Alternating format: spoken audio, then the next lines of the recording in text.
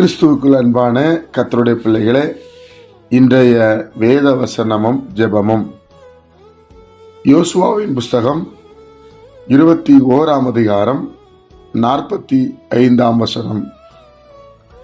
கர்த்தர் இஸ்ரவேல் குடும்பத்தாருக்கு சொல்லியிருந்த நல் வார்த்தைகளெல்லாம் ஒரு வார்த்தையும் தவறி போகவில்லை, எல்லாம் நிறைவேறிற்று.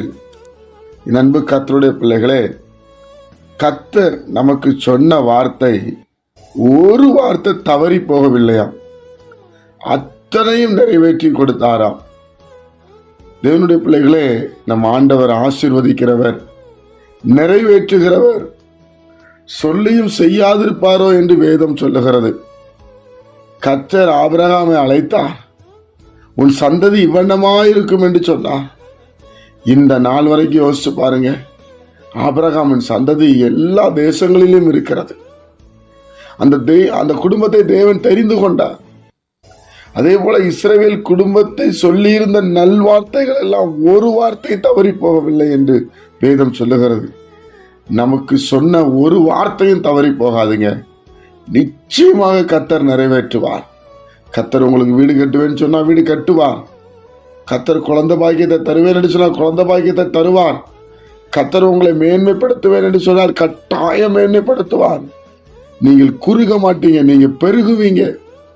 நம் ஆண்டவர் பெருக வைக்கிற ஆண்டவர், ஐஸ்வர்யனாய் மாற்றுகிற ஆண்டவர், அவரை பற்றி புரிந்து கொள்ள வைக்கிற ஆண்டவர். அந்த அளவு அவர் ஆசீர்வதிக்கிறவர்.